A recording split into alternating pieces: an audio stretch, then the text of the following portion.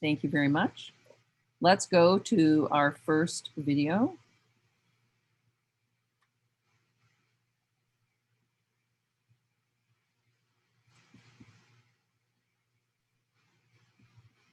Okay, let's go to the beginning. And make sure we have sound. Okay, and let's take a look at this because it is only 3 minutes, and then I'd like everyone to be able to comment on something for this.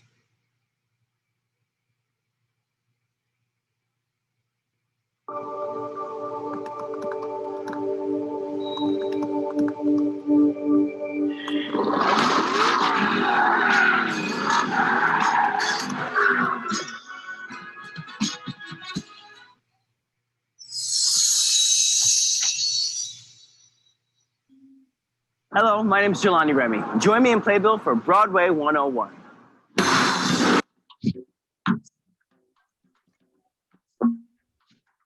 New York City is home to many theaters, but what exactly makes the 41 Broadway houses running from 41st Street to 54th Street between 8th and 6th Avenues, plus the Vivian Beaumont at Lincoln Center, qualify as such? Those theaters have been deemed a Broadway house by the Broadway League, the National Trade Association for the Broadway industry in New York and across North America. Holding 500 seats or more, each Broadway theater is home to one show. The exception being productions in repertory, with a typical schedule of evening performances Tuesday through Saturday and matinees on Wednesdays, Saturdays, and Sundays. But keep in mind, every show adheres to its own schedule. Now, the difficult part is deciding what show to see.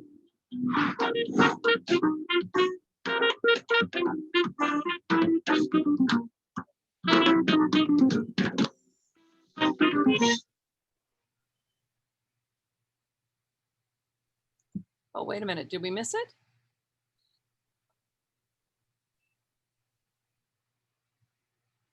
Okay, this is not it. Although that looks pretty, doesn't it? Yeah. Okay, why am I not getting the place that I want? Let me go back onto our site.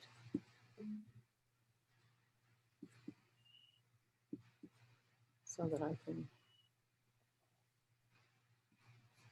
let's see. Oh dear, I'm so sorry. Every time I think I have it just perfectly done, well, I'm just going to do this. Here we go. When in doubt, go back to the origin.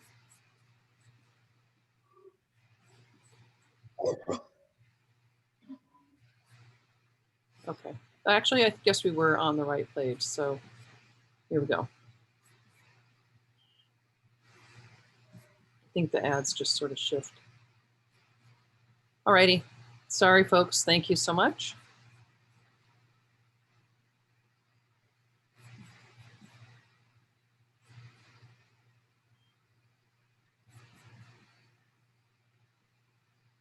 Without question, that party would be thrown by the father of tequila. Cuervo Tradicional since 1795. The father of tequila.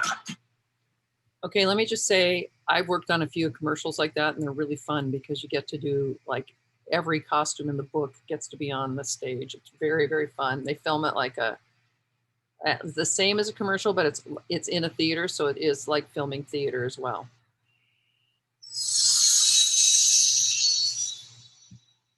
This is just 3 minutes.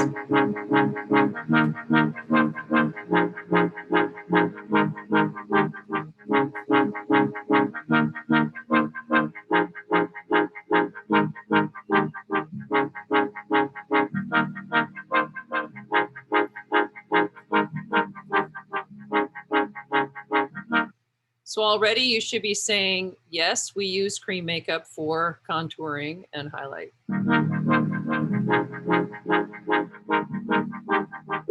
Start with areas that droop, top of the forehead, the hairline, brow bone.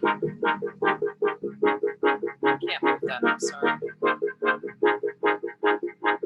Hollows of the cheek, below the chin.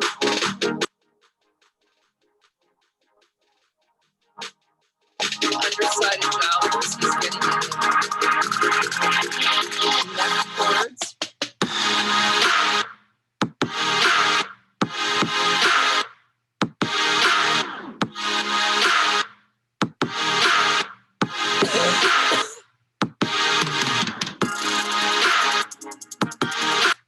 So just one comment about his technique. Notice he's holding in his left hand a stainless steel palette. He scraped makeup out of his kit and put it on a palette so that he's not contaminating his kit. And this actor is getting hygienically cleaned makeup, and that will never go back into his pot. So that's one of the ways that professional makeup artists keep their kits very sanitary. So watch his little stainless steel palette in his left hand.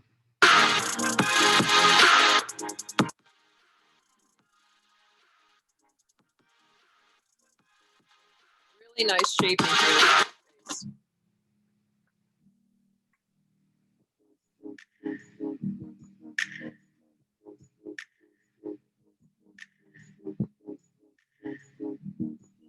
Can I just say, look how fine his brush is. It's so tiny.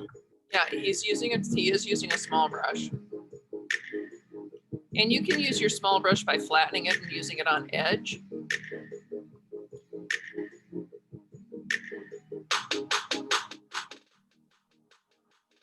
Right here, it looks like the skin is almost detached, doesn't it?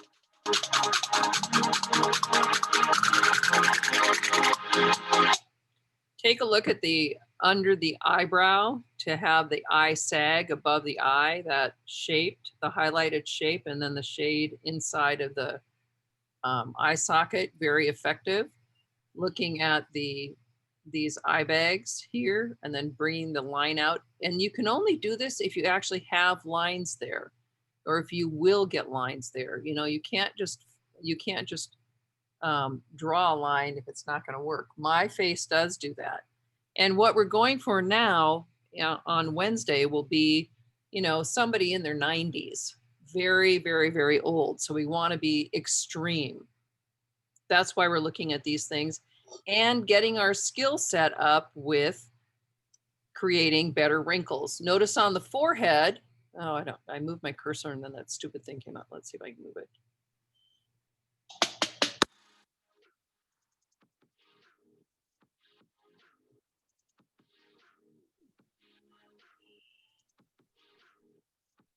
Notice on the forehead that the lines aren't necessarily continuous. They are there, then they take over here. The highlight is not necessarily continuous.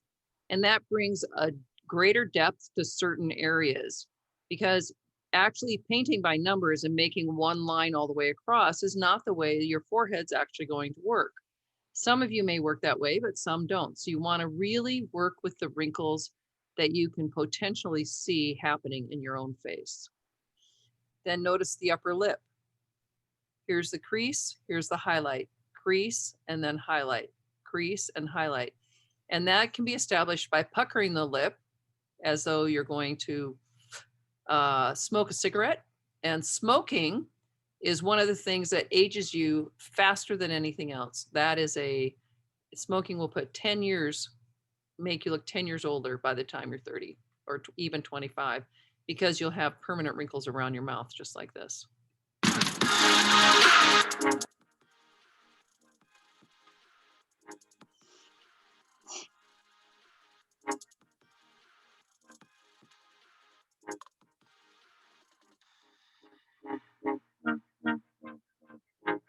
Really working the brows.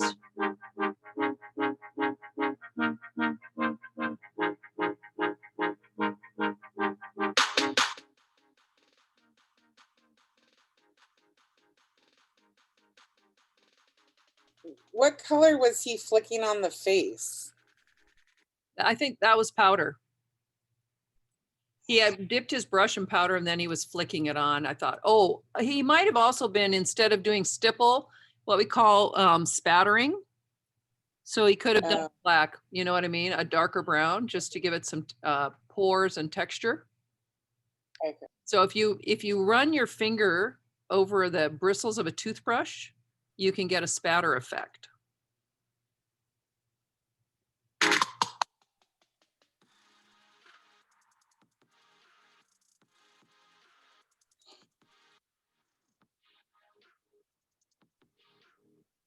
Okay, so some of this is disjointed and doesn't quite work, like the broad stripe of highlight above the jaw.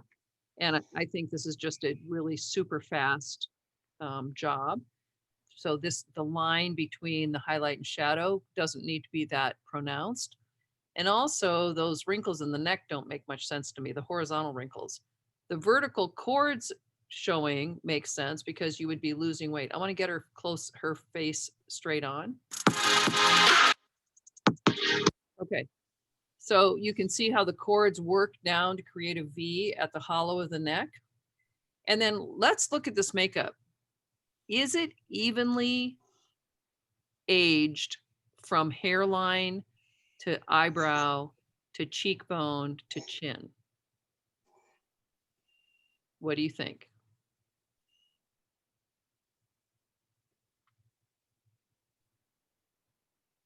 What do you think, Ida?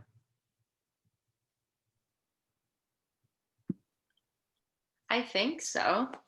Okay. For the most part, yeah. Okay. Are there parts that stick out to you as not being maybe as aged as others? I mean, I don't think that I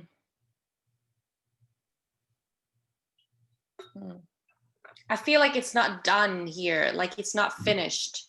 Yeah, I think the neck was too hasty. I don't think it's done. Yeah, I feel like he didn't finish the job, but he's onto something. And then I guess the arms and shoulders are just distracting because they're not. Yeah, He didn't just do look anything with them. to the edge of the neck. You know, pay no attention to the arms and shoulders because Yeah. kind of cut it right here. I think most of it looks really good though. Like the face is really good. And the hair is pretty good as well. Okay, Cara. Well, I think the eyes look uneven, but I'm also wondering if the light source is on one side and it's blowing it out. Yeah, interesting. Like it's blowing it out on this side. Right. Because there's a lot more happening on this side. Yeah. Yeah. And I thought about that too, but I actually see highlight and line here and I don't see it here. So, you know, again, it's a very tricky thing. We're looking at a screen. But to me, this part of the face,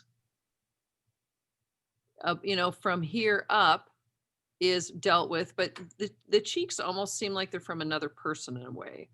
I think a little more a distress on the skin here would be in hand. And, you could do that with a little bit more stipple. And we can't go close up on it, They're putting us at a distance, which is what would happen when you're in theater. Amy, comments? I was just thinking about the same thing about the cheek and how I'm assuming the other one, how it looks kind of youthful. Yeah, this one particularly looks useful. And that might be what Cara said is if there's a stronger light source coming from this direction, it's going to blow out some of the makeup characteristics. Now that's exactly what we get in theater. We get 1,000-watt lamps hitting you at 45 degrees. And so often you can't see certain things. And Ida, you might remember getting notes from the Garvin stage. For the beginning of this, they said, Broadway theaters, 500 seats. There are actually no Broadway theaters larger than 1,500, and our Garvin theater has almost 400 seats. So we're in about a Broadway size theater, which is really interesting to think about in terms of makeup. I think the most successful thing is drooping this eye down. Very, very nicely done. And then the top of the forehead is well done. The hairspray, I feel, never works. I think it's much better to put it on with your toothbrush and with either white liner or a white liquid, because this just looks like it's sprayed on. So that to me is never successful. Are larger pores something that's more middle-aged versus elderly? Oh, I think it can be elderly for sure. And it depends on your environment. What have you been doing with your skin? So you can, when you look at when you really get the aged skin and you see it up close, that's what you're really going to be able to tell.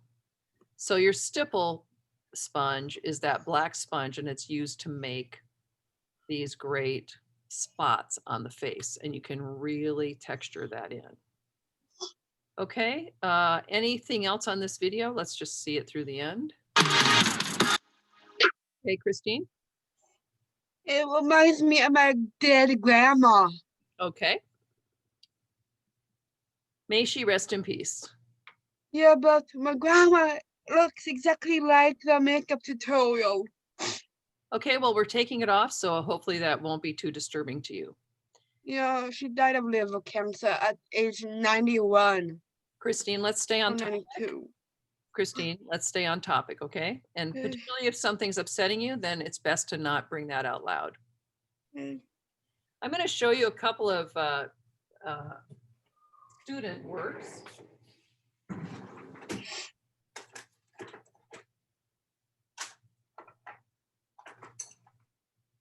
That I'm just going to, I'll scan these and put them in, but I want to show you this particular, this is one of my in-person students that you can see. Here's his naked face. And let me get this so it's not so shiny. Where am I getting that shine from? Here. And then here's his old age. So some of the things that worked, and we're going to go close up, is you can really see the texture that he put on. The modeling with paint is very clear where the bone is, but you see he has white stipple on, he has dark stipple on, and he's really shadowed. Okay, so from here to here. Sorry, I'm trying to get rid of that flare. Maybe I can do it this way. Here we go. Better.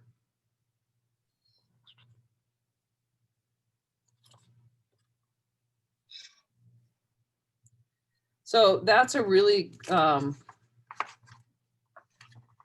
good comparison to keep in mind. And then I'll show you. Excuse me, Pamela? Yep. The picture you just showed me with the old man, Yeah. he reminds me of Rumpelstiltskin. Here's another aged character with a wig. What am I getting? Let me see if I turn these lights on, if I still have that. That's better. So we don't have that. Again, you can see the amount of texture. And notice how he weakened his eyes by putting the red around the eye instead of the brown that she put on. Okay. And then I want to show you one other girl who I want to show you the difference between, goes to Kara's thing of what's the difference between what we did middle-aged and what we did old age. So I'm going to show you Sana. We looked at her earlier.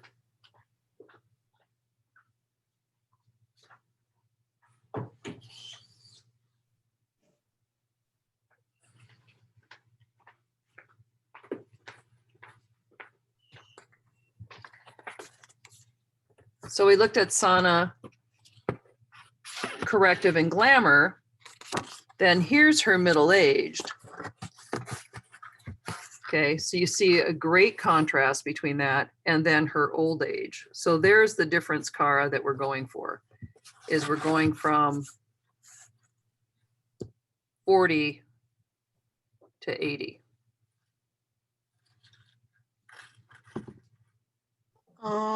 Excuse me, Pamela? Makes sense to everyone? So Yeah. what we did before was very subtle, and what we're trying to do now is much more dramatic. And I have actually an older character that also I can show you how he went to super old age. Yes, Christine.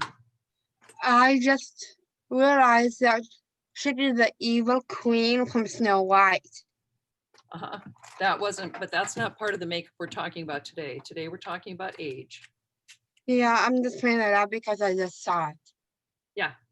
Sometimes because they're connected to each other, you see things that are maybe not related, and I do apologize for that. Just trying to find my.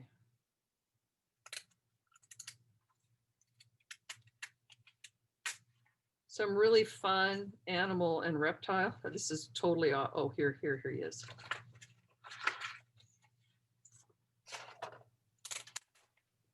Oh shoot, no, that was just his Spock.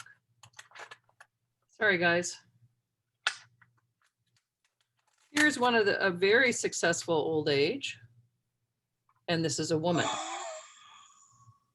Okay, now of course she's incorporating bald cap, but this is a woman.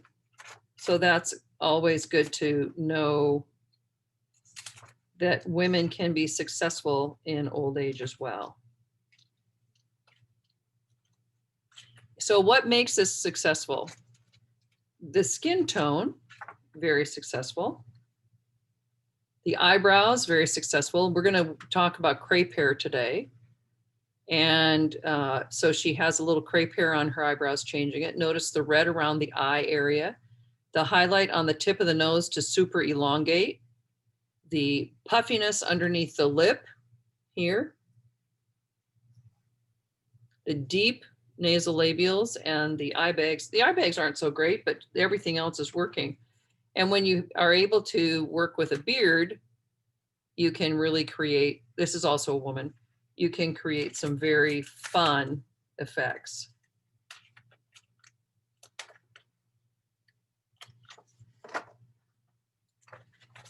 Okay, I'm still looking for my older man. I'm sorry about this. So that you can see.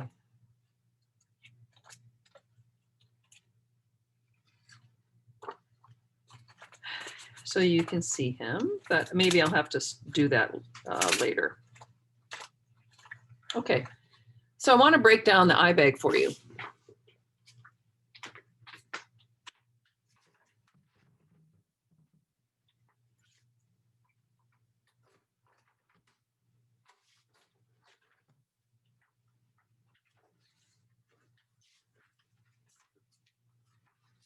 Really, let's get the eye bag and the nasolabials completely solid so that we know exactly what we're doing.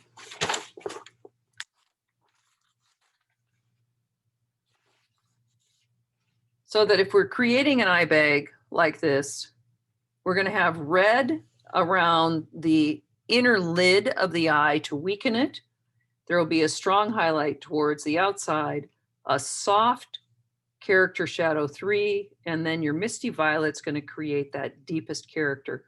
When you need that deep character line, you can use your skinny brush with your misty violet.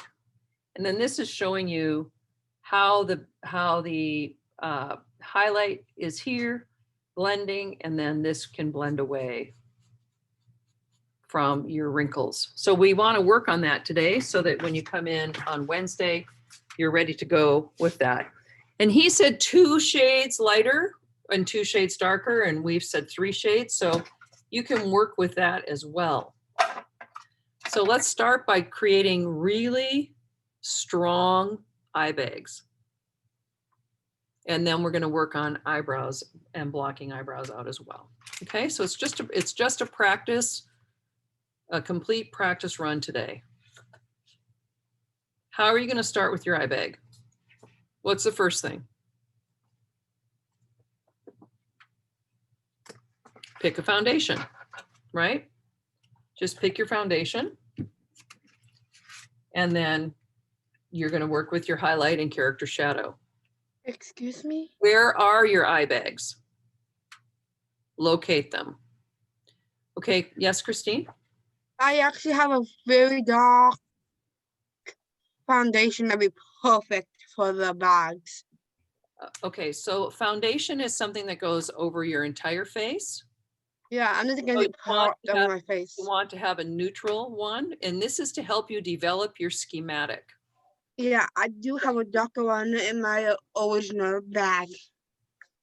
Then why don't you go ahead and put that on and let's see how you can go for your eye bags. Get your skin so that you're doing a complete foundation. And then we'll work with eye bags and we'll work with nasolabial, and we're going to work with skin texture and your stipple sponge for the first time. I'll demo that. We will all use. Okay, somewhere.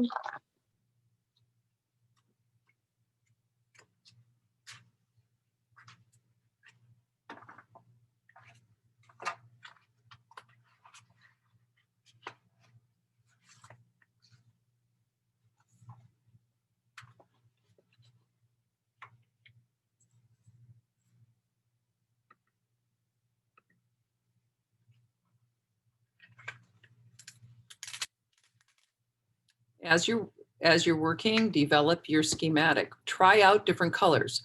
Try your darkest foundation. So you have 3 of them. Try one that maybe is more yellow than the others and gives you some deepness so that you can use that to blend into and away from.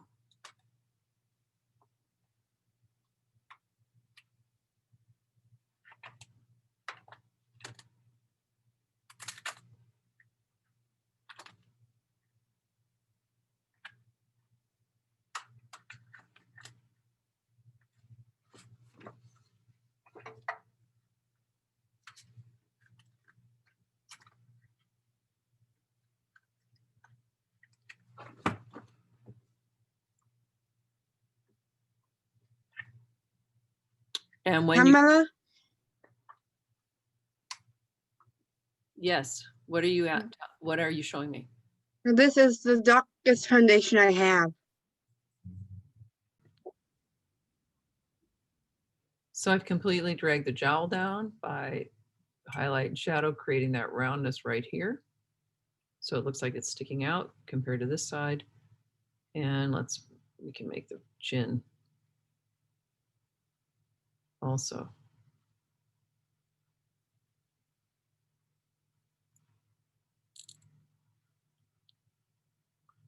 So depending on your face, these 2 wrinkles might meet, they might not meet, or they might meet later on in life. So that's always the thing to just keep in mind. What's going to happen? You know, is it going to be sticking out like that, or is it going to just come down and be a wrinkle? And that will move with your face. Make sure you're not crossing any wrinkle lines, so that you can see that what's happening is working with your face. Now I'm going to show you a couple stipple techniques.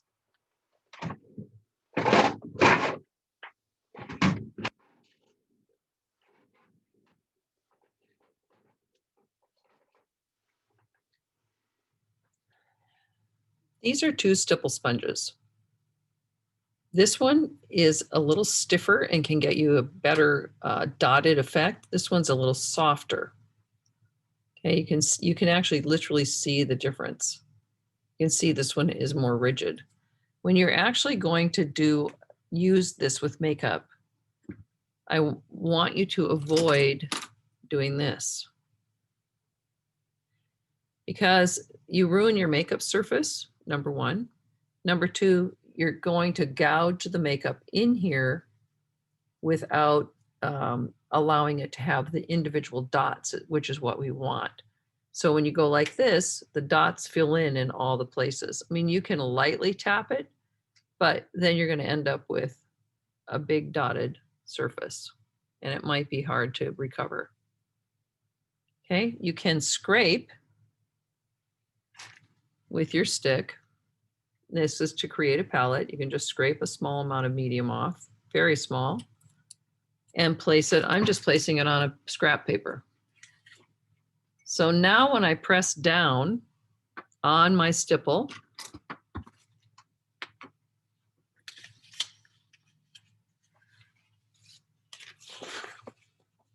here's my paper.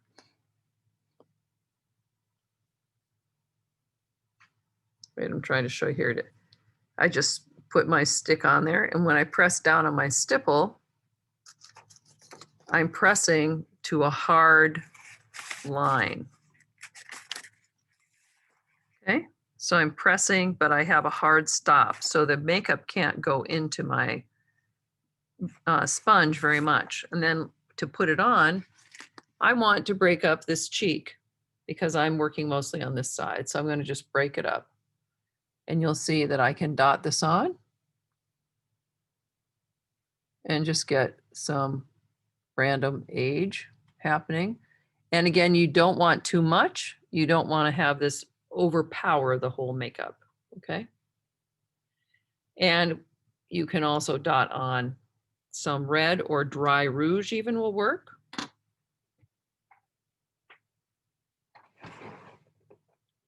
If you want to do that after you, where's my red one? Yeah. You can do that after you powder and you can get a different sort of texture on the face. A lot of times older people will have broken capillaries, which will show up on the nose. And I think the powder, let me just see if I can get this separately.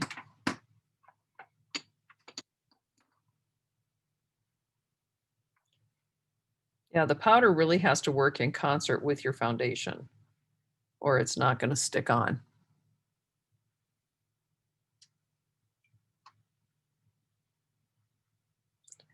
Sometimes they powder the nose because often the capillaries are broken there. See, I don't like the way that looks because that's just mushy. The capillaries are broken there and that often can be a result of drinking. So if you're going to play a bum or someone that's had a lot of drinks, you might want to consider that. I'm going to use my maroon and stick that on my palette so that I can use that as a stipple. Again, I'm going to scrape with my stick just a little bit of makeup off so that I'm not contaminating my makeup by using my stipple sponge to go back and forth.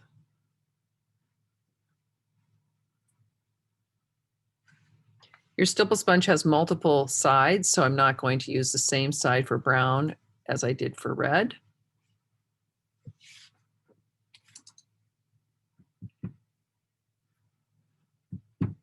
And then when you press on a hard surface, you can then test and see what your dots are going to look like better.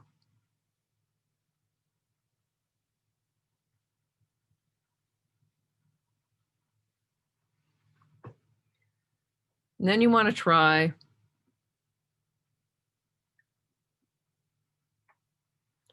can do a couple of age spots that are not super symmetrical and round like that one. I mean, here's a bunch of age spots right here, right on my hand. They're not exactly round. They're in a wide variety of shape. And then some injuries. Okay. So you want to make sure your brush has enough makeup on it so that you can be effective. Try a couple of age spots. We so seldom get a chance to practice that it's good to just take time to slow down and practice once in a while. That was terrible. That brush failed me, failed me, failed me.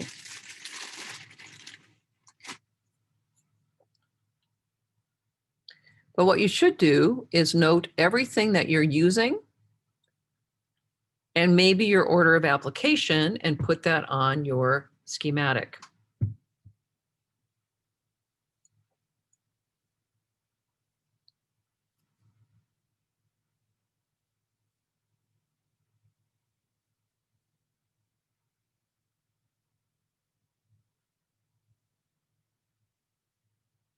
So this might be where your thin face work comes in.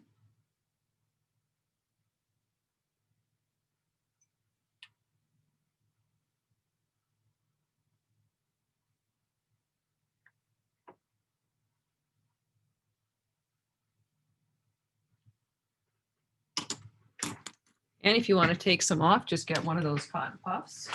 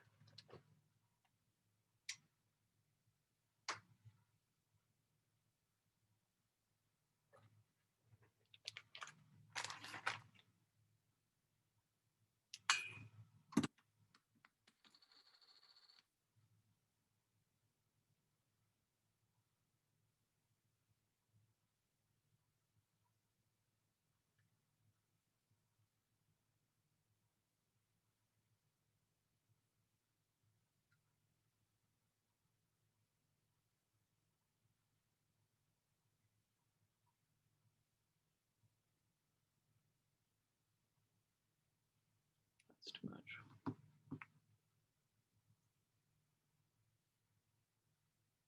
That's fine. And then you want to powder and see how that is going to work for you.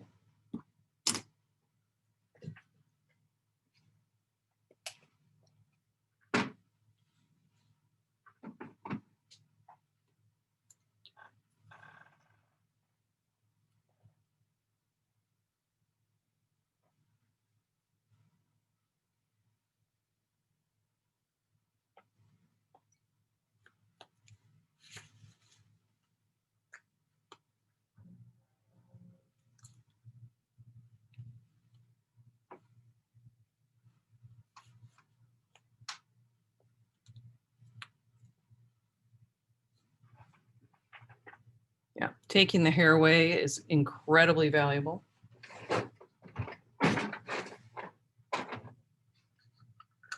And my toothbrush.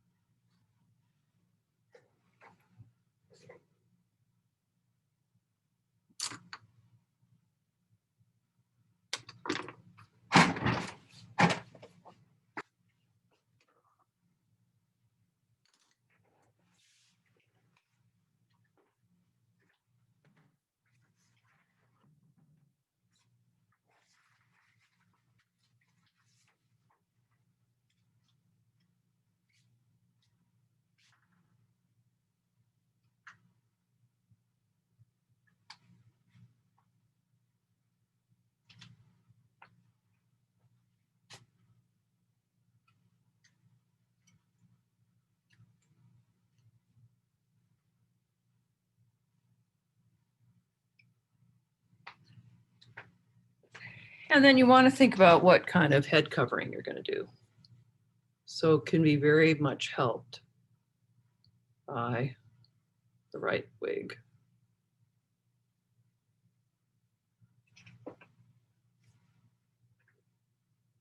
So again, I didn't do this side of my face really, right? I did eye bags on that side, but mostly I did worked on that side.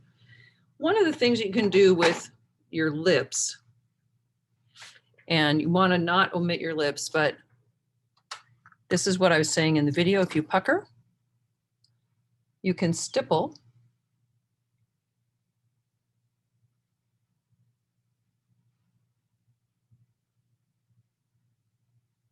And it will create the space for the lip.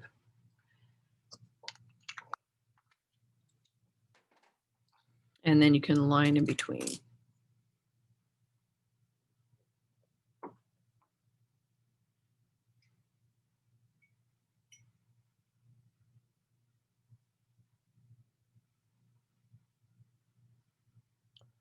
or you can just line and also do your highlight and shadow. And of course, we want to also be sure that we powder at the end so that you can actually see what it would look like on stage in the skin.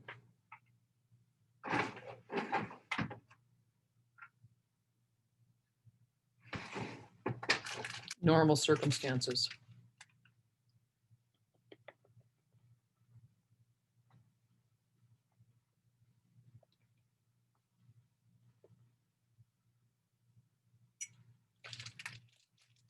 Really sends it, really takes it down.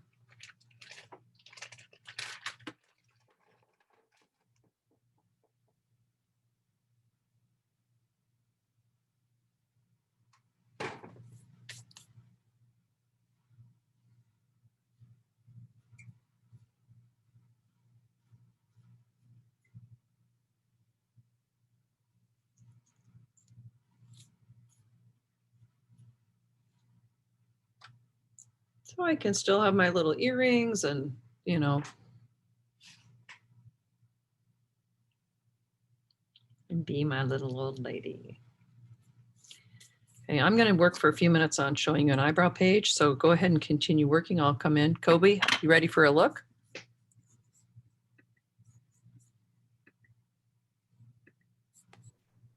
Yeah, you could take a look at it. Kobe, you know what? I think you need better light. In here? Okay, let me. Yeah. It's a little too dim, so if you could be facing a little bit more light, it's a little tough to see. Now, let's see. That's better, much better. So look at the shape of your eye bag, and it has a flatness right here. Let me show you side by side. So this is looking a little flat. You want, it really is round. Follow that bone so that you're not going flat like this, but it is round. So take it all the way and then make sure you get enough white underneath to show that other part of your eye bag. Okay. Okay. And what other wrinkles did you work on? My forehead. I have some by my eye, crow's feet, but they're not like naturally. Yeah, you're not gonna, maybe 3, you know, maybe a few more. I've done some. Yeah. Right? Go a little further. I think you can be a little more exaggerated. Okay. Okay, very good. Who else would like a visit?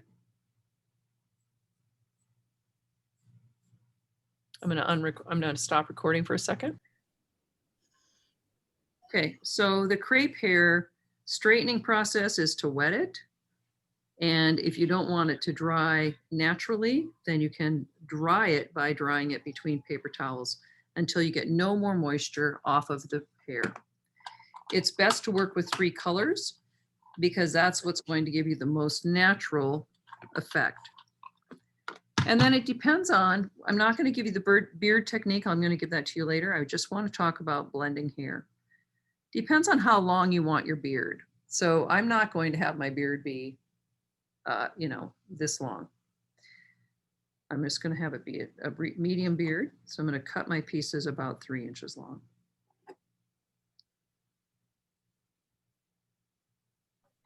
And if I'm looking at my hair and I'm honest, I'm going to say my hair is probably, you know, let's say it's at least 1/3 gray, partly my phony blonde, and actually a little bit darker brown than this. So I'm going to maybe use more a darker brown. But how do you Excuse me? Yes. You said that my hair color is a pretty bad color. I don't think I said anything about your hair color. Yeah, I have blonde hair. Okay. And So- are you dissing my hair color? I don't understand your question. I have blonde hair. Are you dissing it? Am I dissing your hair? She's Yeah, asking my hair if color. No. she's I'm asking not- if you're talking about her hair, not but you were talking about the example. I'm not talking about your hair at all. And I'm not Oh, talking about blonde hair color. I'm talking about what I'm working with. Can you see what I'm working with? yeah, Three you have blonde hair. Yeah. That's all. It's not a qualitative statement about the color of hair or anybody's hair. Has nothing to do with any person's hair. It has to do with what hair am I going to use to create a beard. Okay. Oh, I thought you're dissing my hair color. Okay. Well, what I'm doing is I'm straightening this beard hair so that I can make a beard. I'm trying to get the appropriate ratio of hair. And then I can blend this together by taking a third, a third, and a third. Okay. Then I hold the hair in my hand, and then I'm going to pull. And I'm going to separate and pull. And keeping it up here so that I have them going in the right, all going the right direction, same direction. I'm going to try to create a natural hair color out of the 3 different colors. Because when you look at your hair, you are seeing a variety of hair color. Then you want to blend your hair so that it creates a naturalness. So here's my 3 hair colors. I've blended them.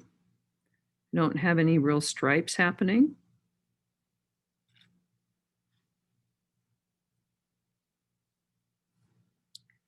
And if I was going to make a beard out of this, I would make several of these pallets of hair. And then to apply it, I would trim. We'll talk about this more in depth, but I could trim that to apply it. And then if I have my hair, you'll see that that's not a bad match. Okay, I've made my hair color out of a whole bunch of a lot of different kinds of hair color. Right, there's my hair.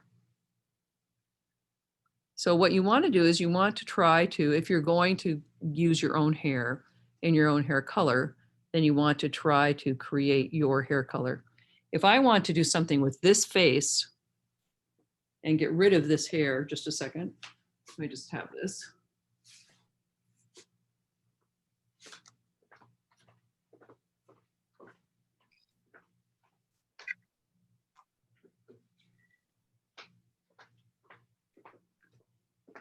So again, I want to talk about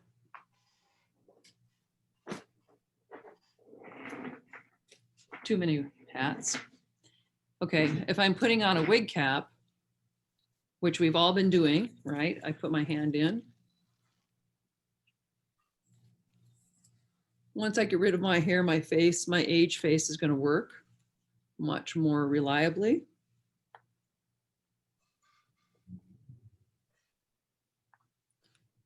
I'll put on my wig. And when you put on a wig, you want to put it on from front to back. So you locate the back. We happen to hang ours by, here's a tag. This is the front, so not to be confused. But inside of a wig, you can see that the front and the crown is like this. You can have a false front wig. You can have a hand-tied wig, which then creates a hairline that matches your own hairline or the hairline of the actor. And this one has some adjustments for head shape right here. But this is a very cheap wig, and that we have a bunch of cheap wigs in here for the makeup class. Put your hands inside, put your wig down over the forehead, pull your hand all the way down so that you can stretch the wig in the back to get good coverage at the sides and the front. Okay, so I say that so that I can show you if I wanted to do something really fun and create, I'm just doing a multicolored eyebrow or something. You know, I could put, this would be more of a male thing. I could put some extra brows on. And then I could have a different brow shape. And that could be very effective. And I wouldn't do it that long. And I could, after I glue it on, I can clip, clip, clip. Okay. When we're working with this, we're going to work with spirit gum. Never put latex in the area of a hair area. So that's what I want you to think about. You have enough hair to do probably 2 or 3 beards, but I want you to just think about it takes time to straighten. It takes time and it takes attention to detail to make the blending match. So see, I've made these 2 colors match this wig by the proportionate blending of the hair. Does that make sense to everybody? And then if I stick that, and let me just give myself a eyebrow trim. And if I stick that on my eyebrow, and I would do it the way that it grows, and you see eyebrows are so great because the second I put on that, now I can become an old man. Because the eyebrows, right? So, Yeah. about how eyebrows can really shape things. I've put a page on eyebrows, classic eyebrows and blocking eyebrows out up on our modules so that you can take a look at that. Okay, so questions for Wednesday. 2 excellent pictures of old people, 80s, 90s, 95, and not like Eva Marie Saint, who I showed you is 94 and beautiful. I want to show you her so that you don't, this is well preserved. That's Eva Marie Saint, age 92. So she still does have skin distress, right? But she's clearly taken care of herself ever since she won an Academy Award at age 23. So 2 excellent pictures, a beautiful schematic based on everything that we worked on today. And then really think about what you're going to do about your hair. So Excuse me? just a minute, please.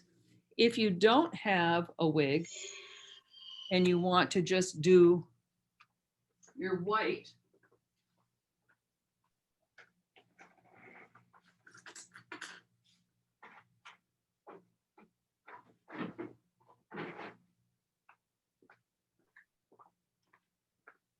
you can make that work as well. So I can put that back. I can make her have a bun.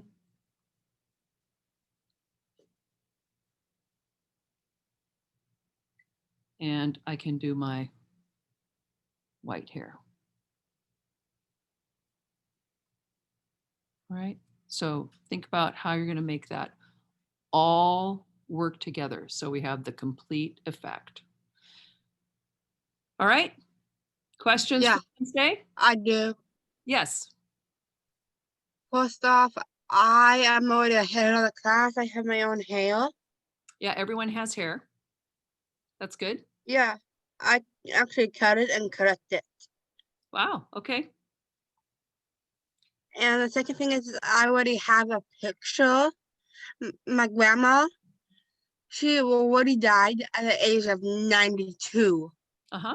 Excellent. So you have a 92-year-old person you can copy, and be sure you get an additional picture. So you have at least 2 pictures. And the reason why we do that, it's when you're trying to synthesize a multiple, you want to have something that works with your face, and you need to look at a wide variety of what's going to happen from other people's faces. So just one picture may or may not be what your face is going to look like. Does that make sense? So Yeah. at least 2 pictures so that you can see, oh, maybe that skin texture is good, but those wrinkles are better somehow. Okay. And that can give you a place that you can draw on your face. All right. Yeah. Okay, excellent, Christine. I'm glad you have your picture so that you can show it and you can upload it into your site so that we have all of our elements. I'm going to try and put the actual rubric into the rubric part of the assignment so that you can just fill it in right there. Okay? Okay, do you want to see a picture of my grandma? I can go get it. We can see it on Wednesday. All right? Okay. Put it on your desktop or wherever you need to work with it. Any other questions? Nope. Okay, there's some other fun stuff. If you find any excellent videos that you'd like to share with the class, let me know. And I actually do. okay, well, you can email me and let me see if the video is appropriate. Thank you. Okay, bye-bye.